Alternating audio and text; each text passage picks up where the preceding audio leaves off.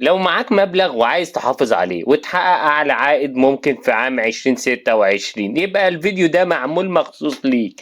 النهاردة هنتكلم عن أفضل شهادة تقدر تعملها في البنك الأهلي المصري، وهتعرف الفرق ما بينهم وأنهي واحدة تناسبك أكتر. تعال بقى نتعرف على الشهادات اللي معانا، بس في الأول كده يا ريتك تنزل أسفل الفيديو وتشترك معانا في القناة عشان يوصلك مننا الشهادات كلها، وما تنساش تدعمنا بلايك من اسفل الفيديو. يا عم انزل اعمل لايك دلوقتي من اسفل الفيديو، انت عارف لو ما عملتش لايك ولا يحصل اي حاجه، بس رزقنا ورزقك على الله. اعمل لايك وتعالى بقى نتعرف على الفيديو الجديد. هنتعرف دلوقتي على الشهاده وايه هي المميز فيها، وتتعرف ازاي تربط اي شهاده منه والمناسبة ليك اربط عليه. تعال نتعرف على الشهادة الأولى اللي معانا. الشهادة الأولى اللي معانا البلاتينية ذات العائد المتدرج، مدتها 3 سنوات، الحد الأدنى ليها بيكون 1000 جنيه ومعاك 1000 جنيه فيما فوق. العائد هنا مناسب وثابت ومضمون، وبيصرف كمان شهر وبيتحسب لك من تاني يوم شراء، لكن خلي بالك ما ينفعش تكسرها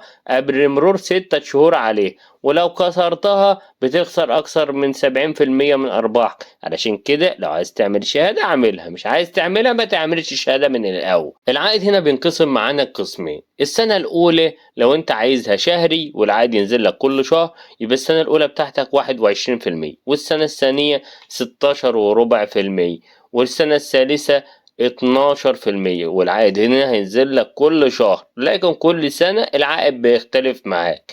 طيب الثانوي اللي هينزل لك في آخر السنة مش هينزل لك كل شهر. أول سنة بيكون 22%، وتاني سنة بيكون 17.5%، وتالت سنة بيكون 13.5%. هسيب لك رابط أسفل الفيديو هسيب لك فيه لو أنت استثمرت مبلغ 100,000 جنيه في الشهادة دي هتحصل على كام كل شهر وكل سنة.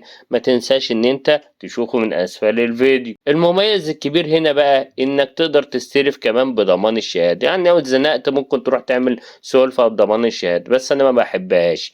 وكمان تقدر تطلع كارت ائتمان من غير مشاكل. الشهادة دي مناسبة لو عايز دخل شهري ثابت ومش حابب المخاطر. الشهادة البلاتينية بقى اللي معانا التانية ذات العائد المتغير. الشهادة ديت برضو مدتها 3 سنوات، والحد الأدنى فيها بيكون 1000 جنيه. العائد عليها الحالي 20.4%، وبيتصرف كل 3 شهور. الفرق هنا إن العائد مش ثابت لكن مرتبط بسعر الفايدة في البنك المركزي، رفعت بترفع، نزلت بتنزل، وده مش مناسبة حاليا لناس كتير دلوقتي لأن الفايدة حاليا في النزول. يعني لو بنك المركزي رفع الفايدة عقدك هيزيد، نزلها هينزل معاه. برضك بينفع منها الاقتراض بضمانها، وينفع إصدار كرة ائتمان، وما ينفعش تكسرها قبل 6 شهور زي التانية بالظبط. الشهادة دي بتبقى مناسبة في أوقات معينة، أيام الفايدة وهي بترفع، إنما أيام الفايدة وهي بتنزل دي مش مميزة خالص. طب الخلاصة هنا بقى نختار إيه؟ لو عايز استقرار ودخل شهري مضمون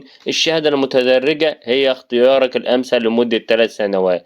لو عايز مرونة واستفادة من ارتفاع الفايدة في حالة ارتفاع الفايدة، وحط هنا تحتها 1000 خط، الشهادة المتغيرة بتبقى مناسبة. في الآخر الاختيار هنا بيرجع لهدفك وطريقة استثمارك. لو استفدت بقى من الفيديو اعمل لنا لايك من اسفل الفيديو واشترك في القناة علشان يوصلك كل جديد، واللايك ده مجانا من اسفل الفيديو. وما تنساش انا سايب لك روابط هامة جدا اسفل الفيديو، هتشوف شهادات مميزة جدا لازم تشوفها.